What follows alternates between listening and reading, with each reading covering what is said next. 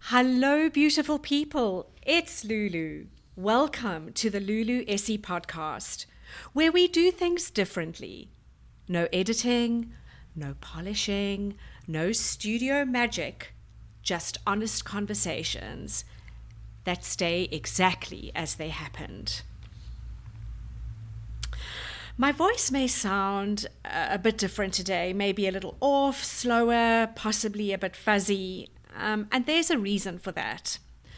On Thursday last week, the same day the last episode aired, I had major foot surgery. And I've been grappling with whether to share this with you or not. But here's the thing. My life is my work and my canvas for everything we talk about here. And right now, this is part of my story. In fact, it's the whole goddamn story. It's pretty much taken over everything. Big main character energy going on here. You see, I'm someone who can easily walk over 20,000 steps a day. Yesterday, I walked 79. Yep, 79 tiny steps, and each one was painful. I'm also on some pretty hardcore pain meds that's making my thoughts feel like they're all tangled and stuck together with gum that's been chewed for too long, and now it's super sticky. Added to all that, my usual ways of coping with life's waves, my morning cold showers, all my physical activities, my Pilates classes, my daily routines, they're just not available to me right now. And I've been anxious about today's episode, about feeling coherent enough to send out a clear message. And through all this kind of fuzziness and murkiness, I realize that this experience is teaching me something powerful about what happens when life changes the rules on us, when we're cut off from our usual ways of coping. What happens? And it's interesting timing because this is exactly what happens to so many of us during the holiday season. Our routines get disrupted, our go-to tools are suddenly out of reach, and we're often thrown into situations that can leave us feeling vulnerable, exposed, insecure, or overwhelmed.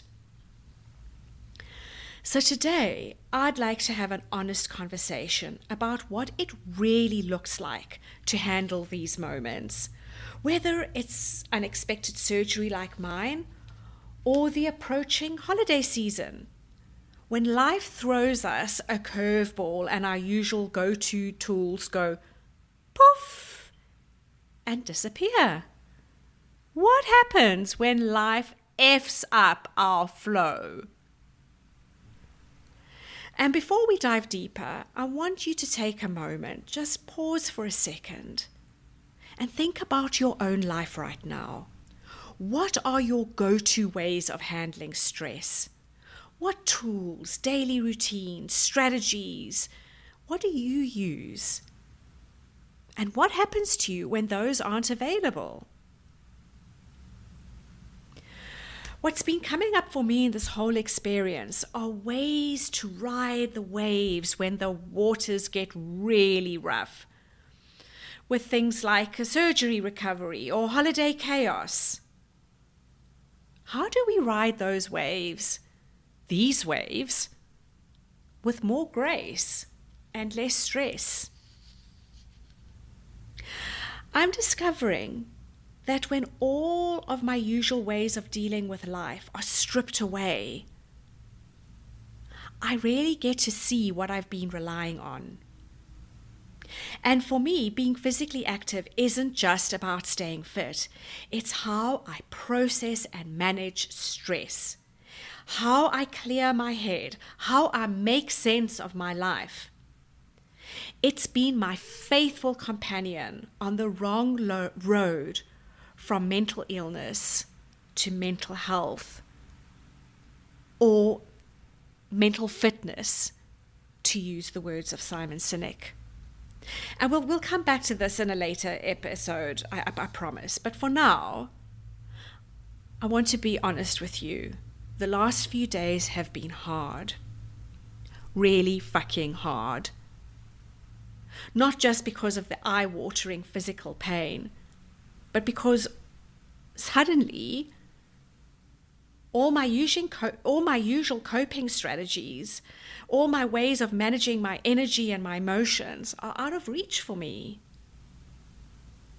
So how do we cope when these things are not there for us, or when we can't access them?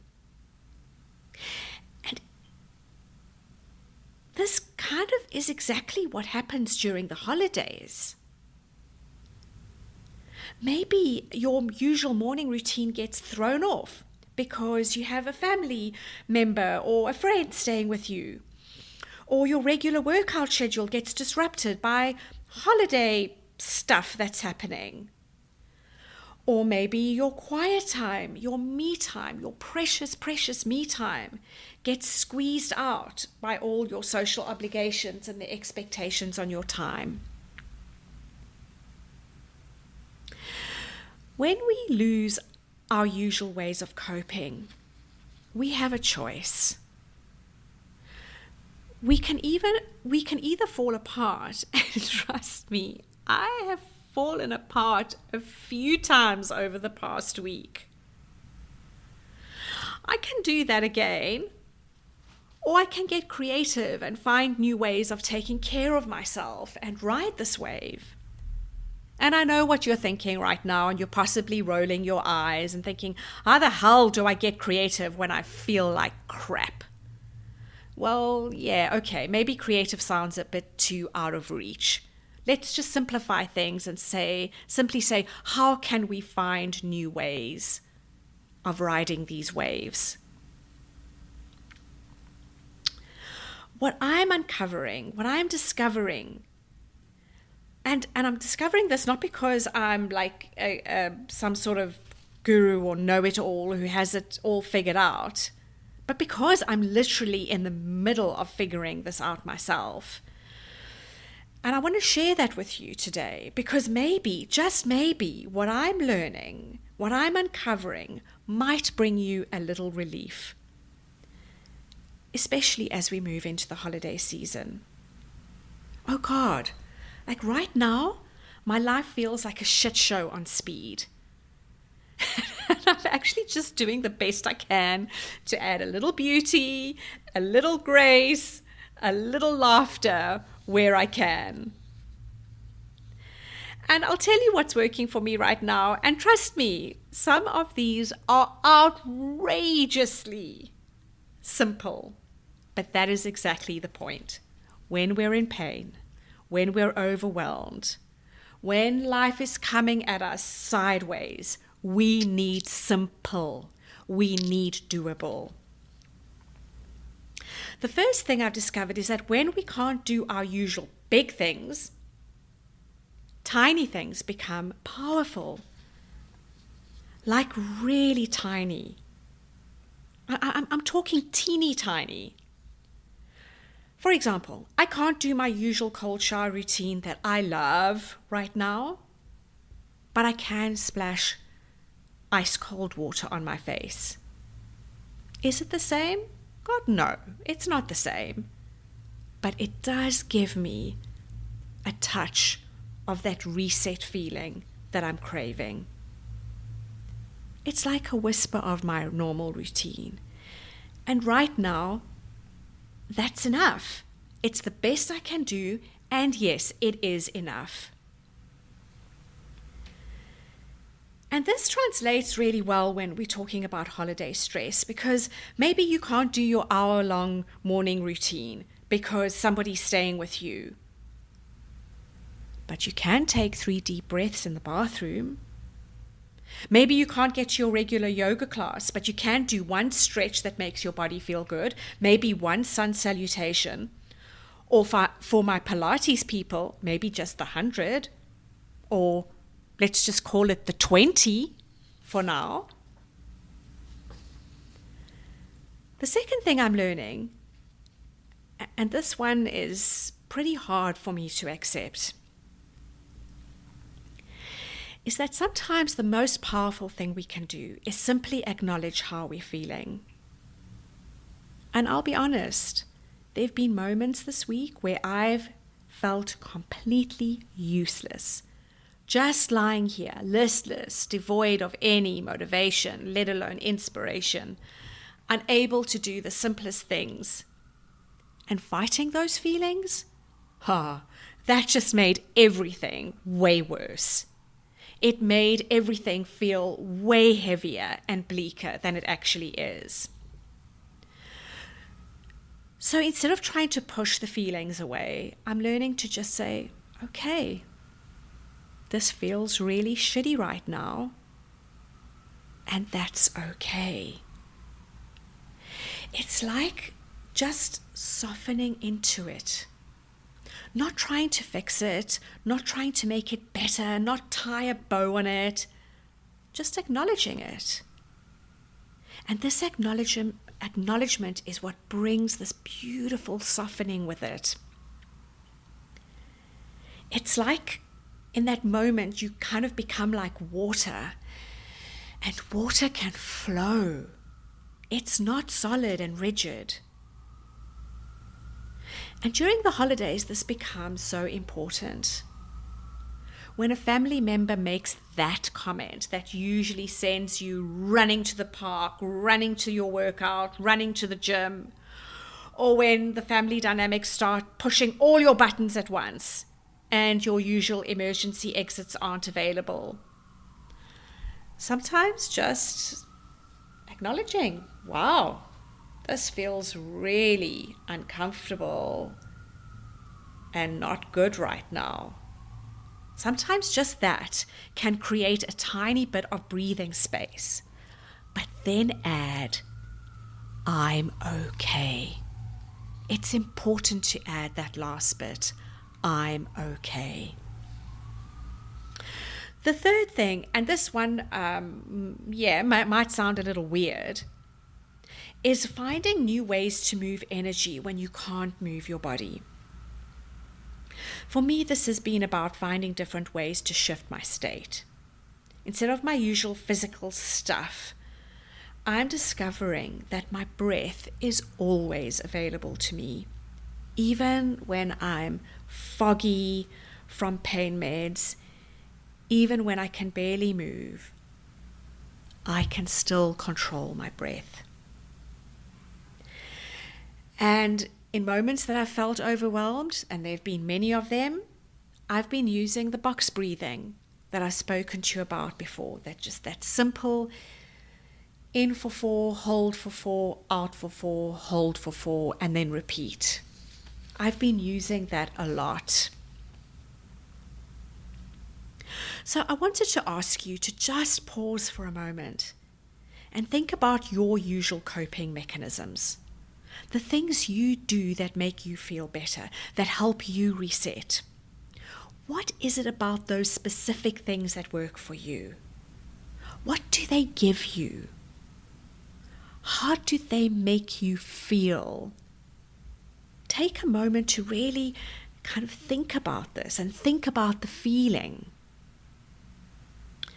When I started looking at my own routine, in terms of what these things give me and how they make me feel, something shifted. My daily movement isn't just about the physical activity. It's about the feeling of being in my power, of feeling strong, of feeling like I'm on my path. It gives me a feeling of progress, of forward momentum. So now, even though I can't do those things that I usually do, I'm looking for ways to feel those same things. And it's like the 79 steps. I can take them from a feeling of progress and accomplishment. And that feels different to taking those same 79 steps from a feeling of despair and defeat. take a minute and ask yourself, when a family member makes that comment, that one that pushes your buttons, what are you really craving in that moment? Is it the escape of running off to the park, going to do your workout? Or are you craving the feeling of being in your own space, of reconnecting with yourself, of feeling in control? Sometimes, very often, what we're looking for is just a moment of connection to ourselves. And there are other ways to find it than just being physical. So how can we help ourselves when life changes the rules on us or during this holiday season?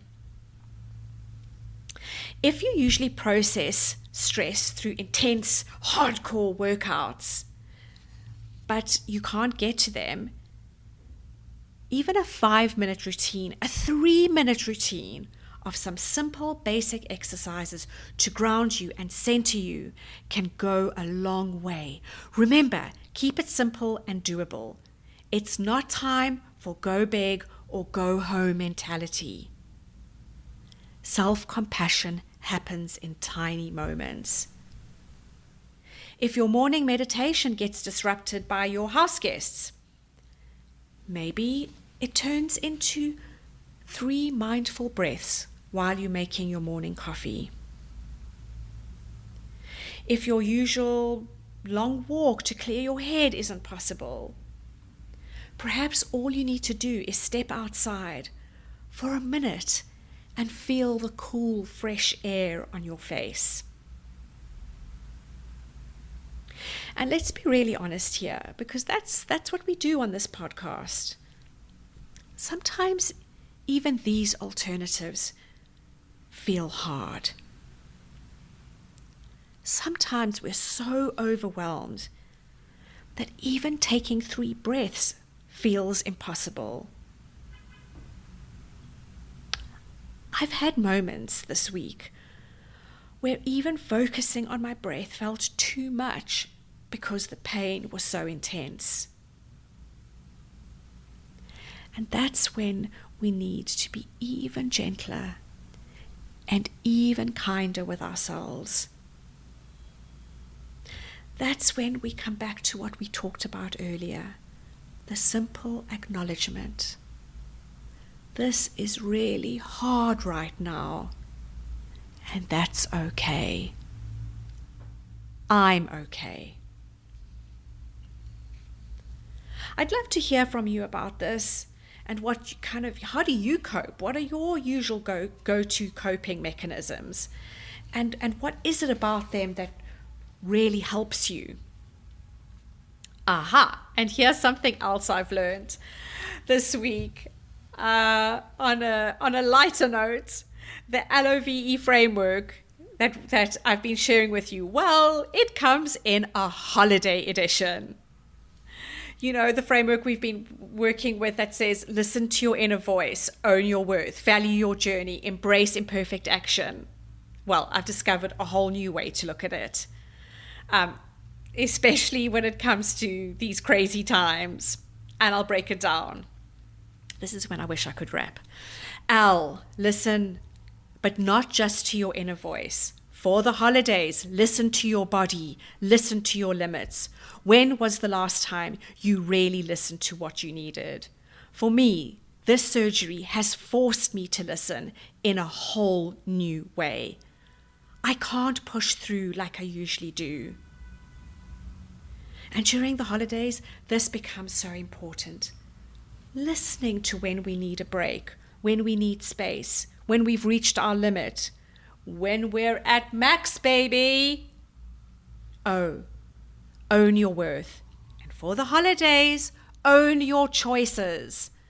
And this one is a big one. Own the right to say no.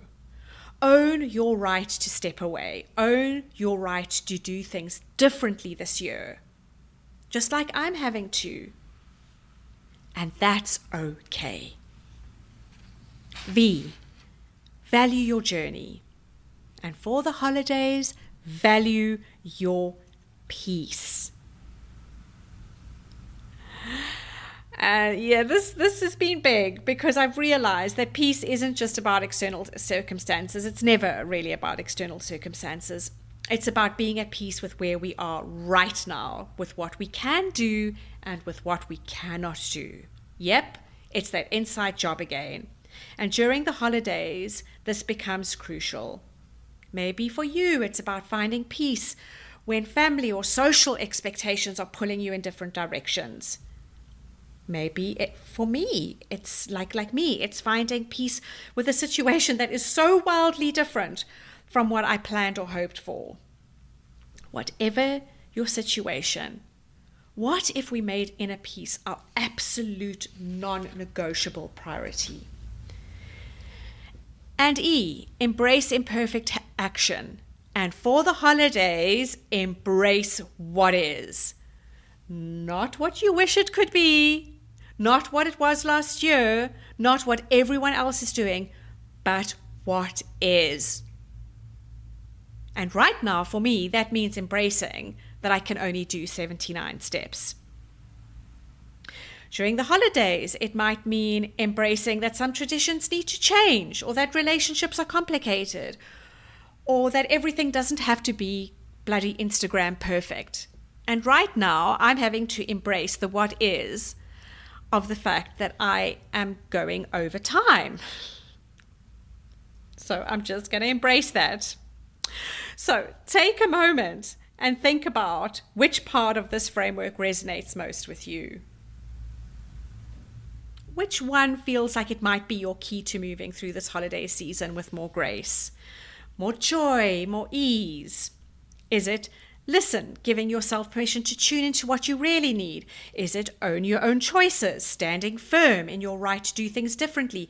Is it value your inner peace and making your well-being a priority? Or is it embrace what is, letting go of how you think things should be? Before we wrap up today, there's one more thing I want to share with you. You know, sometimes the holidays brings out the absolute best in people, all that generosity and joy and love and yumminess. And sometimes the holidays brings out all the crap and shitty bits of ourselves and others. Even the most so-called enlightened ones can behave really badly. And that's exactly when we need to remember to practice compassion, both for ourselves and for others.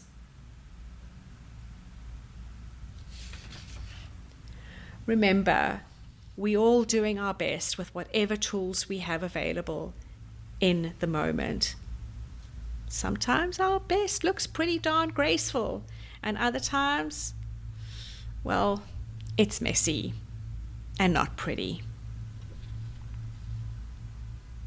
So I invite you to take these ideas and take the holiday edition of the LOV framework and use it wherever serves you best, and let me know how it goes. And next week, remember I mentioned my journey from mental illness to mental fitness? Well, we're going to dive into that conversation and have an honest conversation about what mental fitness really looks like. Not the Instagram version of mental fitness, but the real, raw, vulnerable, gloriously messy version. And before we close out for today, I want to acknowledge that while I'm sharing my experience with surgery and disrupted routines, I know many of you are facing much deeper challenges during this holiday season. Grief, loss, serious illness, profound loneliness, financial hardship, or maybe the absence of loved ones. My heart is with you. And for those of you who are feeling overwhelmed, not enough, and like you're struggling to keep your head above water for whatever reason, My arms are still wrapped around you. You're okay.